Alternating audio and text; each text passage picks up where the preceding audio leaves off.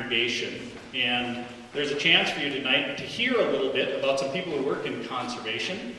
We have Matt Padilla and Ann Sandvig and Blaine Kortemeyer have all graciously said they would be willing to be interviewed tonight. And since I have the mobile microphone, you will have a chance to ask them questions as well. So what I'd like you to do is think about at least one question for each of these people in their fields, something you have always wanted to know, and we'll go from there.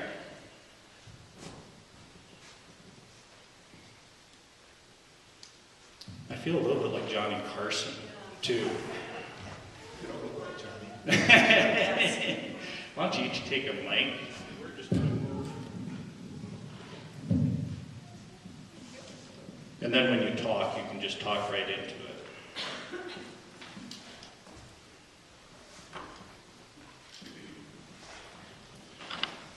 Well, first off, if you could each just introduce yourselves and tell what you do for work and who you work for, and then in layperson's terms, what it is that you do. Because these people are really smart, so we've asked them to dumb it down for their pastor a little bit today. Ann, why don't you go ahead? Hi, everybody. Is this on?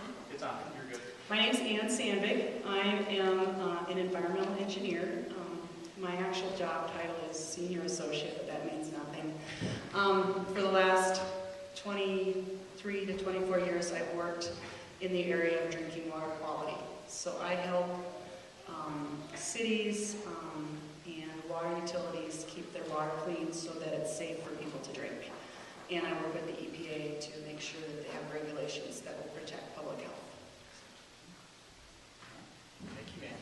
Matt. Hi, my name is Matt Padilla.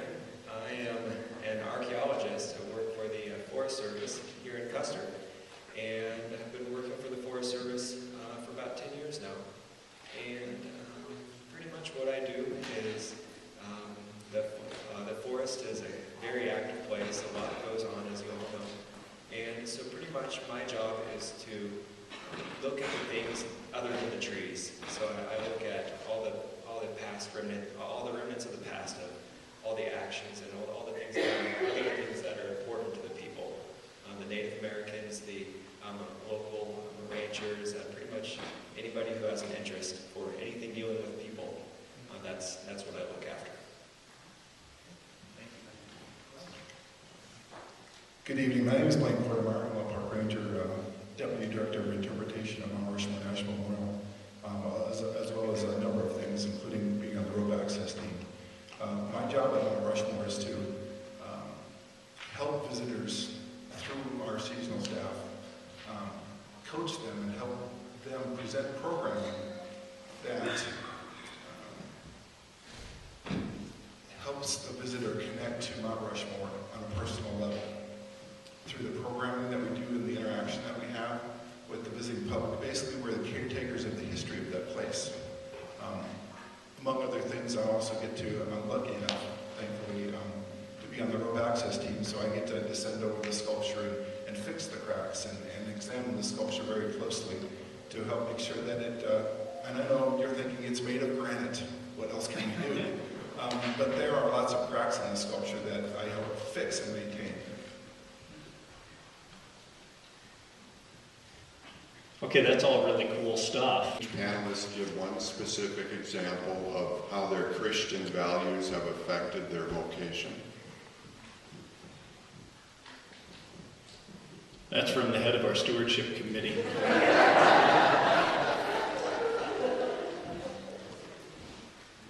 For me, helping visitors, we get 3.1 million people a year. And I can't openly talk about my Christianity when I'm in uniform, about my spirituality.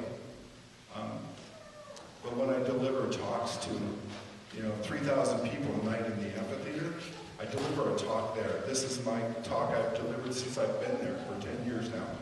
I talk about the setbacks of me personally and the setbacks of the 4 presidents in their lives and Guts and Gore during the sculpting process and the setbacks that they had to overcome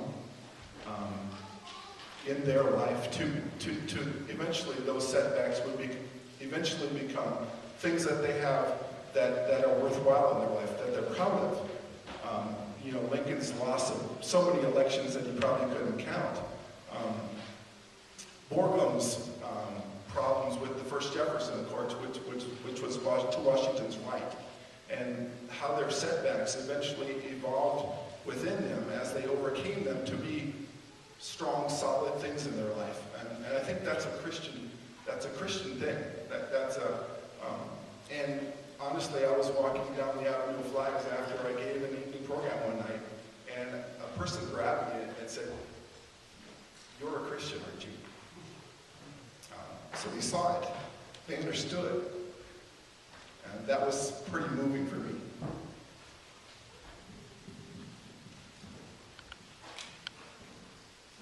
Well, let's see.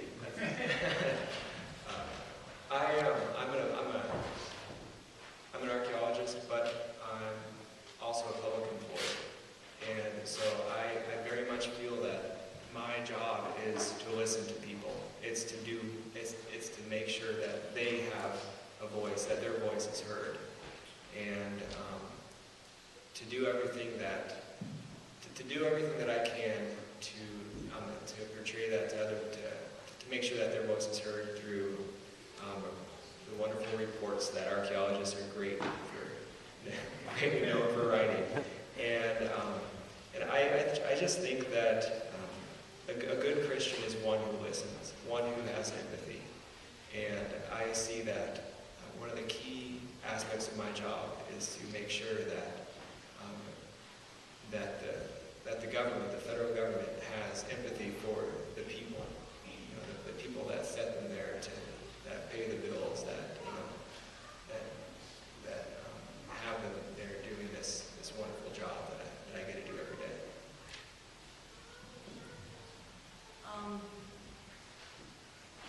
My job's highly technical.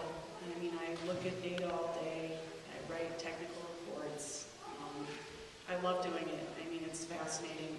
I don't have as much people contact as Blaine and Matt do, but the contact that I do have with other people in my industry and occasionally the public, if we're presenting at a public forum,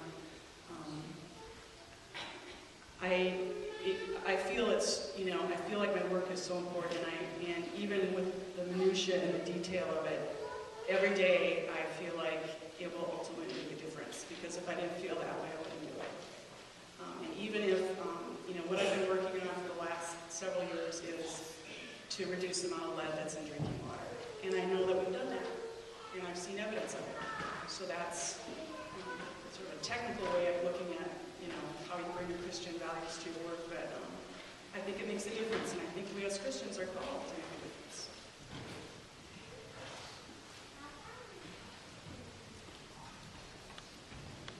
Well, as one of your pastors, I'm proud of all of you and the deep work that you all do. And this was really good. Let's give them a round of applause.